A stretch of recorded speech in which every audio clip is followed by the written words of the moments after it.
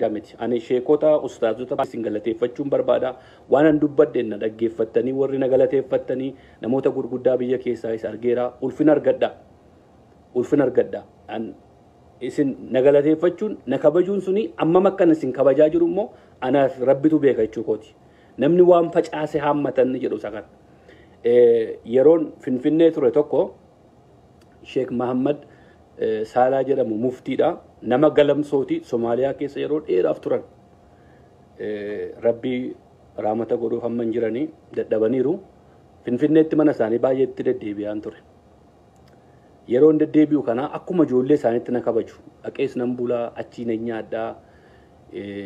kabajaa ulfina guddaa naa qabu turan ati kiristaana ati islaama jedhanii wanti wal qoonnu jiru muftii jechuun Afrikaa keessatti isaan nama tokkoffaadhaan aan jedhan Somaaliyaa waggaa hedduuf turanii yeroo biyya tokko keessatti biyya islaamaa keessatti rakkoon uumamu isaan xiyyaaran bitamee fi olii gad deemanii dhaqanii araarsu mana isaanii deemaa ture jaalala guddaa naa qabu turanii ijoollee isaanii wajjin tokko barcaa gaafa goonu salaanni gaafa ga'u dhaqanii kaazaraa qabatanii deemu baay'ee nama guddaadha balbala bananii faa ijoolleen salaataaf fiigu ana qofaa koofaan ta'a si waaqeffatan aan jedhu anaan jedhan ijoollee waan bishaan fidaa fi shaayii fidaa fi naan jedhanii kabajaadhaan na kaa'aa turan ati kiristaanaa deemi manaa baay'inaan hin jedhe isaan faatu na keessatti waa kaa'ee darbe innaan gaaf tokko natti kaasan waa'ee amantee innaan muftiin jedheen namni baay'ee waan adda addaa anatti maa naagaluu dide waa'een amantii kun innaan ijoollee jedhan ijoolleedhaan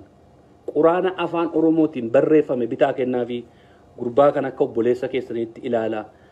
finfinnee keessa rakkoo keessa ture waan ta'eef yeroo inni dhufu nyaata kennaa fi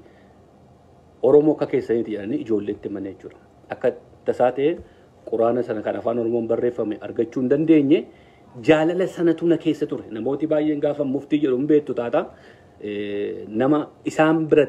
biratti jaalala sana keessa turre abbootiin keenya ammoo waan isaan nu barsiisan egaa nama abbootiin jibbiinsa namni nama barsiisu hin jiru abbootiin kamiyyuu jibbiinsa nu barsiisu jaalala na barsiisan muftiin isa fuundura yeroo biyya keessa turre yeroo dargiin ture ijoollee xixiqqoo turre magaalaa Kobor keessatti manni foonii kan kiristaanaa hin jiru kan islaamaa duwwaa ture gaafa ayyaanaa duwwaa ture kan kiristaanaa osoo maatiin kiyya gara musliimaatti dhufin dura foon islaamaa nyaannu yoo nyaatteen xammaqamta dhowwaa ture bara dargii keessa laala foon islaamaa nyaachuun akka nama du'eeti foonni foonuma sangaadhuma magaalaati kan qalees nama nuti beennuudha erga addi bilisummaa Oromoo garuu biyya keessa galee 91 asitti amma gaa warri immoo kaalkuleetii godhee waggaan namicha kanaa meeqa naan jettanii immoo itti dhiphattanis jirtu 44 ta'een jedhama addi bilisummaa Oromoo isa biyya galuu nu dhowwe foonni nuun jedhe foon islaamaa waan jedhamu jiru foon kiristaanaa waan jedhamu jiru sangaa biyya keenya sanga Oromiyaati kan qalb jirus nama keenya